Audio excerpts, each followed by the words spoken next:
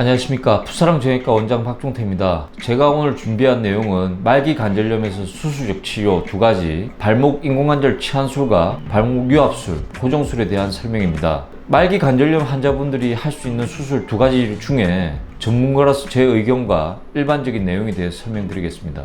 첫 번째로 인공관절 치환술에 대해 설명드리겠습니다. 제가 모형 보고 설명드리겠습니다. 염증이 생기는 이유는 연골의 손상이라 이렇게 보시면 됩니다. 연골이 마모되다 보니 관절이 약해져서 염증이 생기고 붓고 아픈 겁니다. 그래서 안 좋은 연골을 제거를 하고요.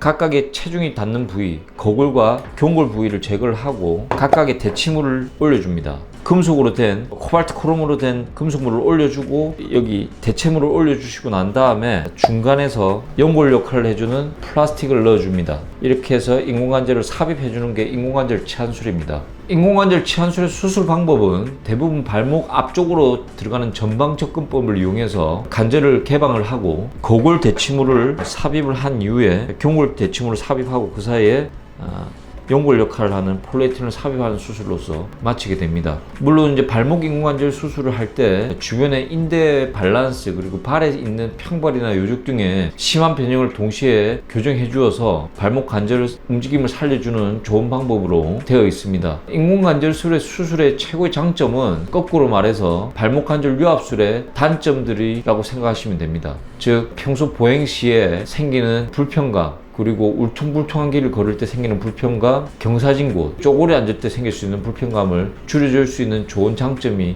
있고요. 동시에 걸을 때 생기는 에너지 소모가 상대적으로 적은 것으로 되어 있습니다. 그리고 유압술을 하면서 재활 기간이 최소한 2달 동안 체중 부하를 하지 말라고 되어 있는데 인공관절 치환술은 상대적으로 그 기간이 줄어듭니다. 즉 저는 통기부술을 하고 기부술을 통해서 체중 부하를 해서 4주 정도의 부분 체중 부하를 하면서 재활을 상대적으로 빨리 할 수 있기 때문에 그런 장점이 있습니다.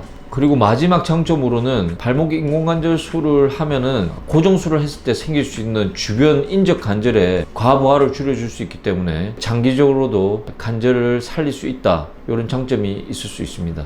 그러면은 인공관절 치환술은 장점만 있는가? 그렇지는 않습니다. 그래서 조금 더 고민이 되는 부분이 있는데, 인공관절 치환술은 아무래도 기계적 요소가 있다 보니까 장고장이나 수명이 있을 수 있습니다. 수술하는 부위가 발목 관절이라는 게 격자 모양으로 T자로 되어 있는데 교체하는 부분은 체중이 닿는 부분입니다. 그래서 격자 부분 중에 일부분은 인공관절 치환술을 하지 않기 때문에 통증이 잔존할 수 있다, 이런 약간의 위험성은 존재하고 있습니다. 그러면은 인공관절 수명이 있다면 얼마 정도인가? 5년 그리고 10년 생존율이 90에서 95%, 85%에서 90% 정도 됩니다. 그러면 10년이 지났을 때 약 10%의 환자분들은 반드시 큰 수술을 해야 되는가? 그렇지는 않습니다. 이제 오래 쓰다 보니까 연골 부분이 폴리에틸렌을 교체하는 경우도 있습니다. 이건 제가 수술했던 환자분은 뺀 경우인데 이렇게 한쪽이 마모가 돼가지고 이것만 간단하게 교체하는 수술을 하는 경우도 있고요. 이런 마모된 작은 파편들 때문에 낭종이 생겨서 뼈이식을 하는 경우, 아니면은 주변의 충돌 때문에 생겨서 통증이 잔존하는 경우에 그런 골극을 제거하거나 염증을 없애는 수술을 간단하게 하기도 하고, 수술하고 이제 위중한 염증이 생기거나 인공관절이 약해진 해리가 발생했을 때는 관절을 재치환하거나 아주 심한 경우에는 인공관절을 다 제거하고 유압술로 넘어가는 큰 수술이 진행되는 경우도 있습니다.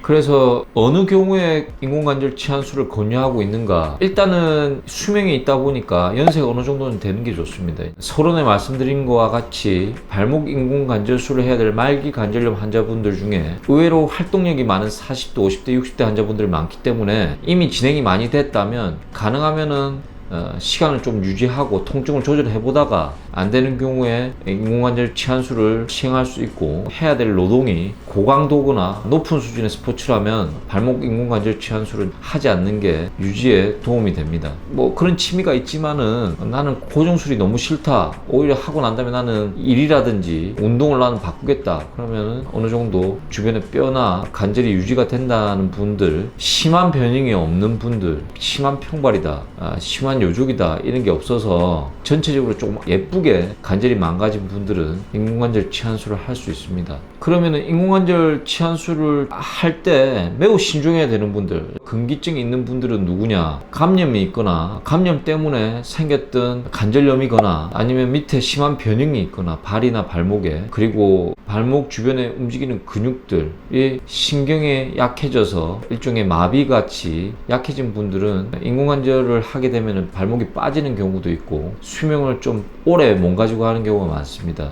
그런 경우에는 환자분들과 보호자분들과 상의해서 유압술을 조금 더 권유하고 있는 상태입니다. 이번 시간에는 인공관절 치환술에 대해 알아봤습니다. 매력도 있지만 항상 자잘한 그리고 큰 위험들이 도사리고 있기 때문에 수술하는 술기도 매우 중요한 걸로 되어 있고 거기에 맞게 환자분들 상태도 뒷받침되어 줘야 됩니다.